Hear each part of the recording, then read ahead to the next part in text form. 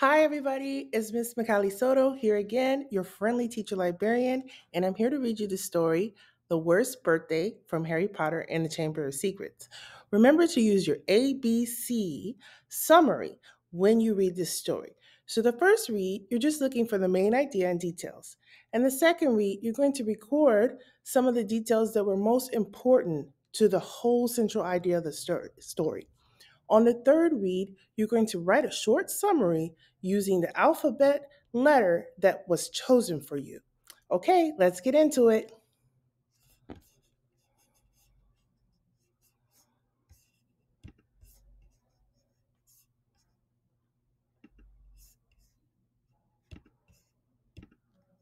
The Worst Birthday from Harry Potter and the Chamber of Secrets by J.K. Rowling, 1998.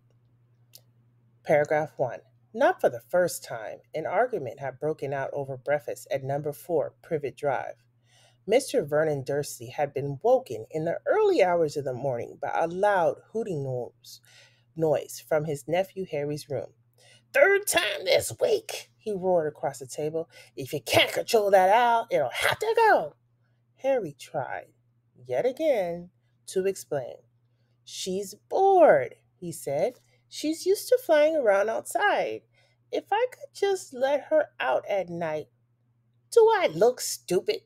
snarled Uncle Vernon, a bit of fried egg dangling from his bushy mustache. "I know what'll happen if that owl's let out." Paragraph 5. He exchanged dark looks with his wife, Petunia. Harry tried to argue back. His words were drowned by a long, loud belch from the Dursley's son, Dudley. "I want more bacon." "There's more in the frying pan, sweetum," said Aunt Petunia, turning her misty eyes at her massive son. "We must build you up while we've got the chance. I don't like the sound of that school food." "Nonsense, Petunia. I never went hungry when I was at Smeltings," said Uncle Vernon heartily. "Dudley gets enough, don't you, son?" Next page.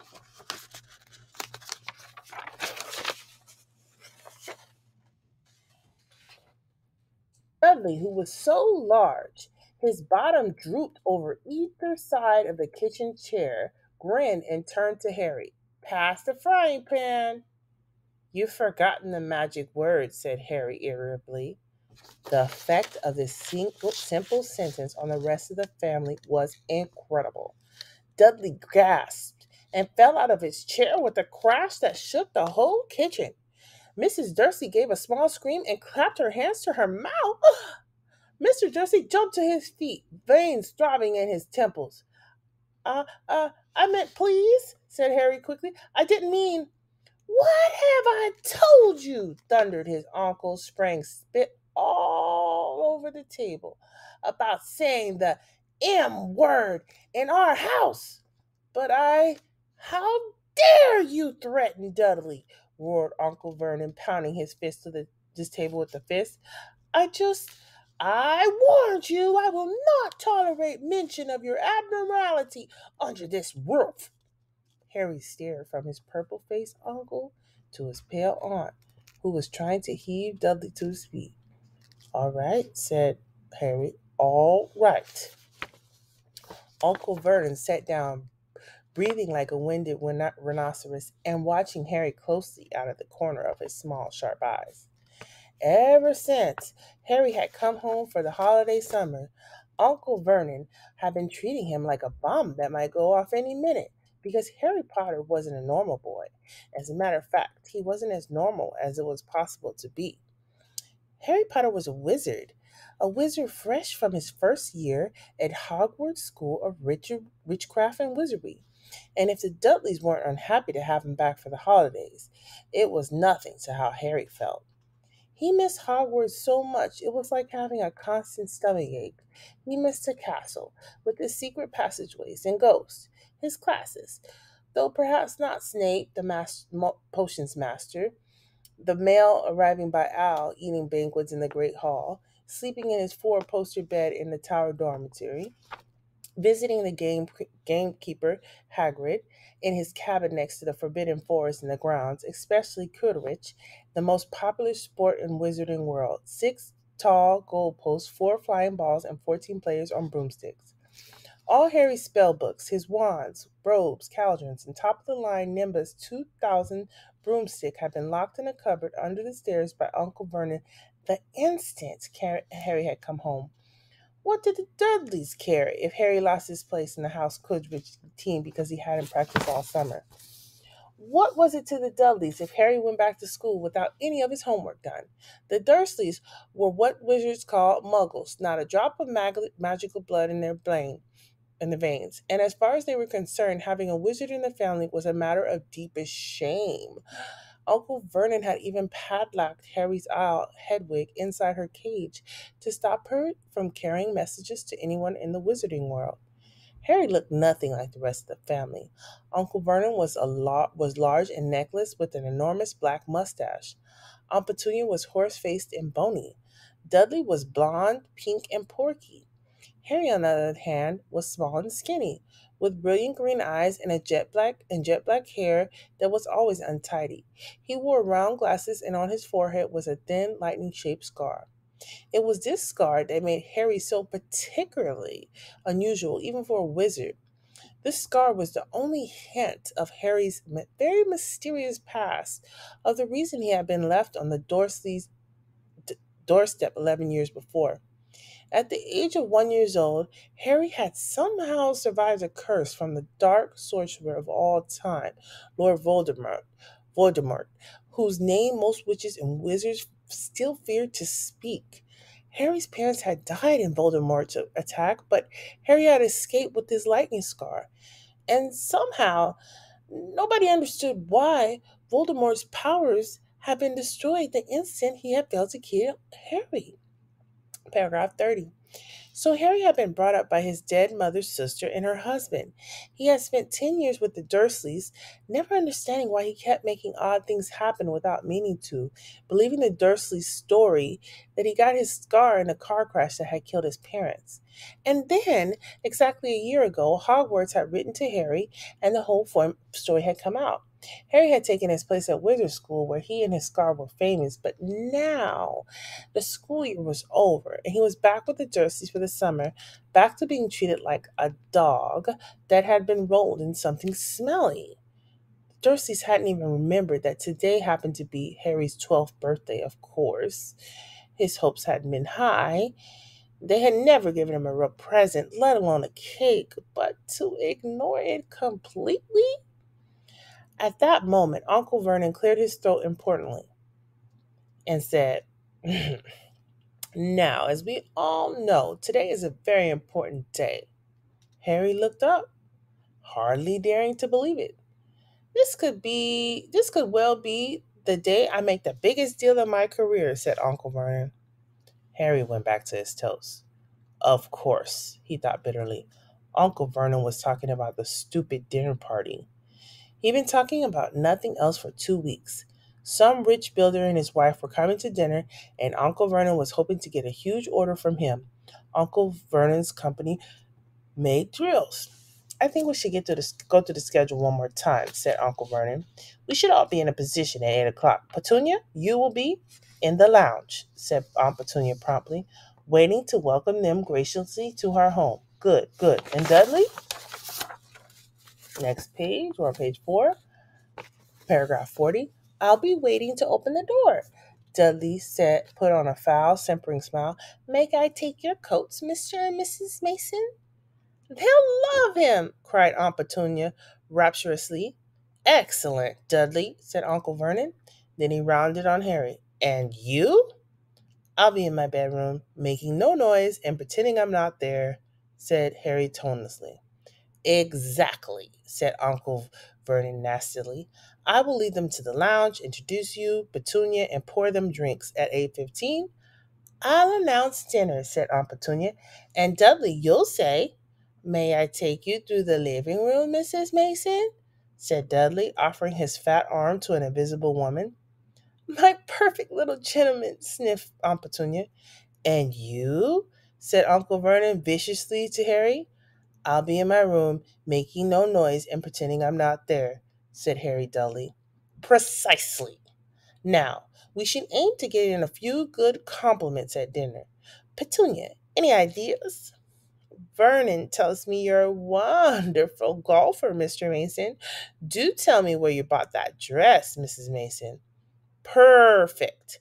Dudley, how about we had to write an essay about our hero at school, Mr. Mason, and I wrote about you.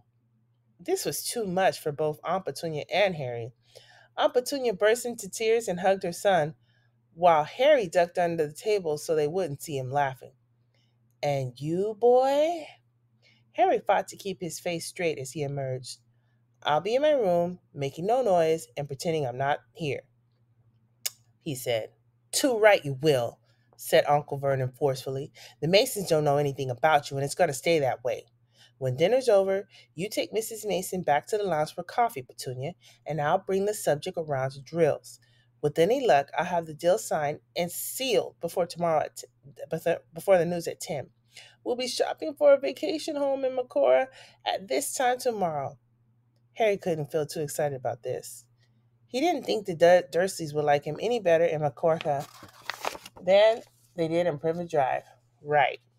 I'm off into town to pick up the dinner jackets for Dudley and me. And you, he snarled at Harry, you stay out of your aunt's way while she's cleaning. Harry left through the back door. It was a brilliant sunny day. He crossed the lawn, slumped out on the garden bench, and sang to his breath under his breath. Happy birthday to me.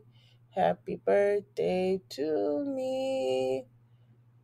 Paragraph 60. No card, no presents, and he would be spending the evening pretending not to exist. He gazed miserably into the hedge. He had never felt so lonely. More than anything else at Hogwarts, more even than playing Quidditch, Harry missed his friends, Ron Weasley and Hermione Granger. They, however, didn't seem to be missing him at all. Neither of them had written to him all summer, even though Ron said he was going to ask Harry to come and stay. Countless times Harry had been to the point of unlocking Hedwig's cage by magic and sending her to Ron and Hermione with a letter, but it wasn't worth the risk. Underage wizards weren't allowed to use magic outside of school. Harry had told the Dursleys this. He knew it was their only terror. It was only their terror that he might turn them all into dung beetles that stopped them from locking him in the cupboard under the stairs with his wand and his broomstick. For the first couple of weeks back, Harry had enjoyed muttering nonsense words under his breath and watching Dudley tear out of the room as fast as his fat legs could carry him.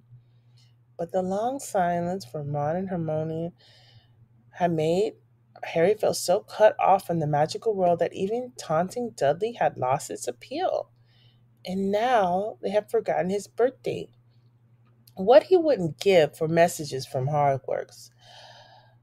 From any witch or wizard, he'd be glad of any sight of his arch enemy, Draco Malfoy, just to be sure it hadn't all been a dream.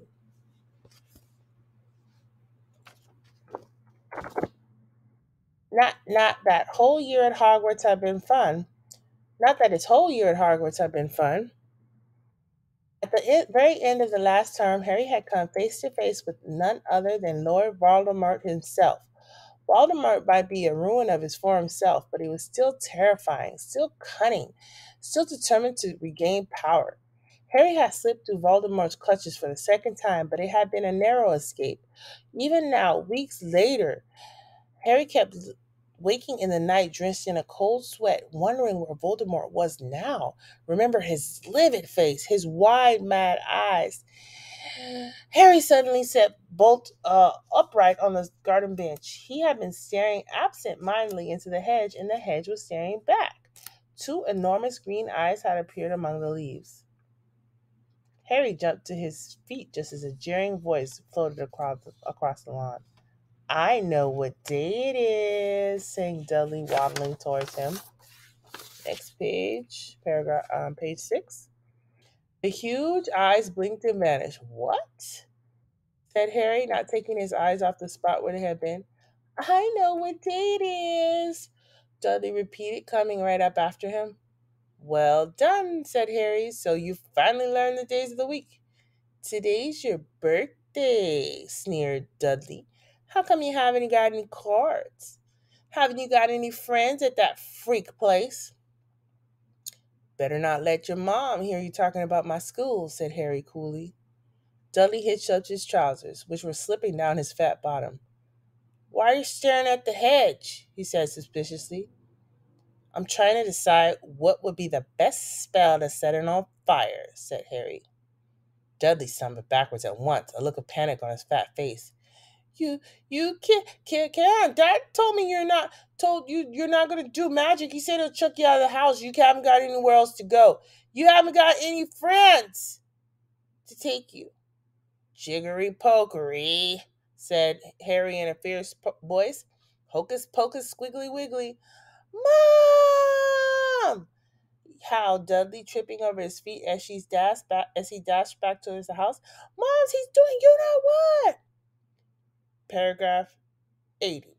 Harry paid dearly for this moment of fun, as neither Dudley nor the hedge was hurt in any way.